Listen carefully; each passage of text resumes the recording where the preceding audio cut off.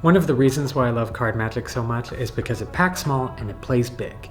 In a single pack of cards, you could learn thousands of concepts, hundreds of thousands of routines. You could perform for one person or thousands of people, and the only thing that limits you is your skill and the courage to perform what you know. But that pack small, play big thing also applies to some of the techniques in card magic. Some of these tiny things that you learn can be applied to a whole bunch of other things. Let me give you an example. Take out a deck of cards and hold it by the short ends, so fingers on top, thumb on bottom. And then apply a bit of pressure to the top of the deck and get those cards to bow. And with a bit of practice, you can get them to come off the deck one at a time. Now you wouldn't think that that's a big deal, but that's kind of a big deal. You could apply that to lifts, to controls, to palms, all with just a tiny squeeze of the deck. Let me show you what I mean. When I first found this idea, I was young. I was like 12, and it was when I picked up this bad boy. Expert Card Technique by Gene Hugard and Frederick Browey. This is my favorite card magic book.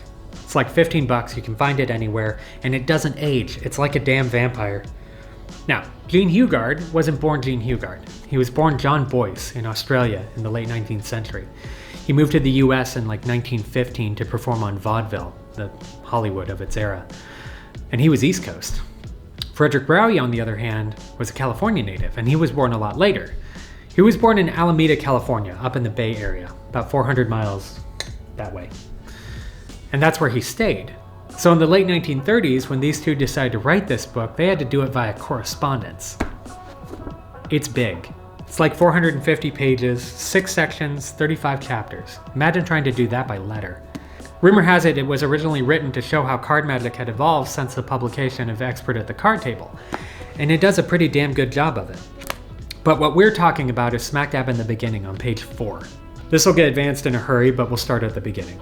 When you first get started in card magic, one of the very first things that you learn is a double lift, or a double turnover. It's a facsimile move. It's a movement that's designed to fake something real, in this case, the turning over of a single card. And it's got 2 things that you gotta solve. One is the get ready, the other one is the turnover. The get ready, though, is a lot harder than people think. How do you prepare 2 cards to stay as one in a subtle way? And a lot of us default to a very bad solution. Lift 1, lift 2, and hold a break. The reason this is bad, though, is because it's a facsimile move. It's supposed to fake turning over 1 card. And how many people do you know have to lift the card before they turn it over? I'm gonna have to exaggerate the motions here so that way you can get the idea. Take the cards and put it in your base hand. And then push with your fingertips so the deck bevels in toward your thumb, like that. And then take your top hand and grab the outside short edges, so the edges closest to your fingertips, not your thumb. Now with the pressure being pretty light of these fingers, I want you to squeeze with this hand and bow the deck and feel all those cards pass your fingertips. And you'll realize it doesn't take a lot of pressure to bow nearly half the deck. So to control the number of cards that are being bowed, Fred and Gene realized that you could just use the pressure of a single finger to guitar string your way through that bow and count the number of cards that are bowing. And then you could just keep a break under however many you needed and do whatever turnover felt most comfortable. And they teach a pretty good one in there right after. Now, this is the 1940s, which meant magic was moving away from the stage and in toward a close-up setting. So 2 of the biggest issues were cover and subtlety, which is why Fred and Gene felt like they had found the paramount solution, because this offered both. But it doesn't look like they explored that squeezing idea anywhere else in the book, which is a shame because you can do a lot more with it, depending on where you squeeze the deck. Let's try something slightly different. Instead of having the deck bevel in toward the thumb, we're going to twist it. So apply a bit of pressure with the pinky, and then push in the opposite direction with your thumb, and that will twist the top of the deck away from the bottom. And it has one very important feature. It exposes the outermost corner of the deck closest to your middle finger. Now, don't move your thumb, but release the pressure of your pinky and then push in with your middle finger toward the very base of your thumb. And you'll watch all those top cards bow. Now, just like the last version, you can control how many cards bow by allowing your pinky to drag along that bevel and release however many cards you need, and then hold the break. And that's your get ready. One of the reasons I think this one might be a better version is because we've moved away from cover only because the average person doesn't hold cards with 2 hands. That's a magician thing. and this can be done while you're moving your hands. But that's just one other version. What happens if you squeeze the long end of the deck? Now, say you didn't want the break along the top. Your get ready isn't to do a double turnover, it's along the bottom, because you either want to control or palm or drop off those cards. The solution is the same. Instead of having to do this very, very cumbersome thing where you're trying to count out these cards, just like you would be if you were doing the bad solution along the top, you can use that squeezing pressure to help you decide how many cards are coming off.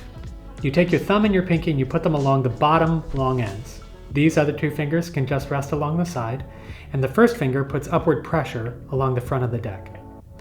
Top hand pushes down just slightly, and the thumb comes all the way to the bottom edge, and there's a reason.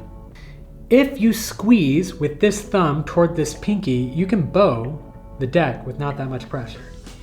But to keep the front from bowing, that's why you keep that first finger there, to keep the bow along the back of the deck.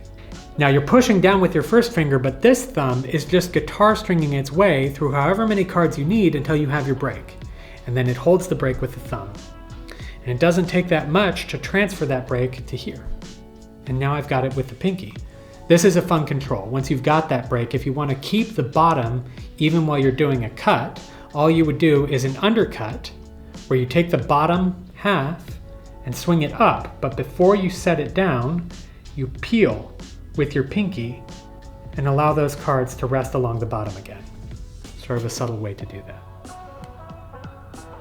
There's one more thing I want to show you, but it takes timing and it takes guts, but it's absolutely worth it. I love stealing cards out of the deck.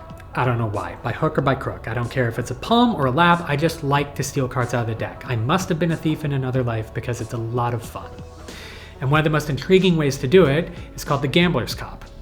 Now we don't have to go into the details here because we've already gone for a while, but suffice it to say, the gambler's cop is one of the most intriguing ways to hold out cards because it lends itself to the natural curvature of the hand. But one of the problems with the gambler's cop is it almost always requires two hands and at least two motions. And it requires that you have the break ahead of time. But what if you didn't have to worry about any of that? What if you could just squeeze and knock your way one-handed into a cop position? So what's going to happen is I'm going to cop these aces off the bottom of the deck in the act of taking the cards from my fingertips down to mechanics grip. It's going to happen in motion and it's going to happen fast. There you go. Now, this is why you need a light touch with this, because eventually you need to learn to trust yourself that you can pop these off one at a time until you know exactly how many you need. That's 4, and you can verify it on that side of the deck. And then you also need to trust that your fingertip, when it pushes back, is only pushing back the ones that you've bowed. But once you're here, the deck does the work. You set the deck down and it forces all those cards into the cop position, just by virtue of grabbing onto the deck in mechanics grip. And now you can do whatever you want. Now you can cut to the table and bring the cards up, and those cards are still on bottom. You can force them against the deck. You could steal them away. You're free. See what I mean? It's this tiny, stupid little idea. You're like, oh, I'm just going to squeeze the deck. It's no big deal. And it turns out it's this super useful concept if you're just willing to sit down and explore it for a while. That was page 4. This thing still has 447 other pages in it, and it's chock full of ideas like that. So here's what I'm going to do. In the description, I'm going to leave a link. It's not an affiliate link, we ain't there yet, but it is an easy way to find the book. I hope that you get it, and I hope that you enjoy it as much as I have for the past 2 decades. To everyone who has liked, commented, subscribed on my last few videos, thank you. Thank you for the love, and thank you for the ideas, because I'm having a blast, and I hope to keep doing this for you guys for a good long while. Anyway, I'll see you guys soon.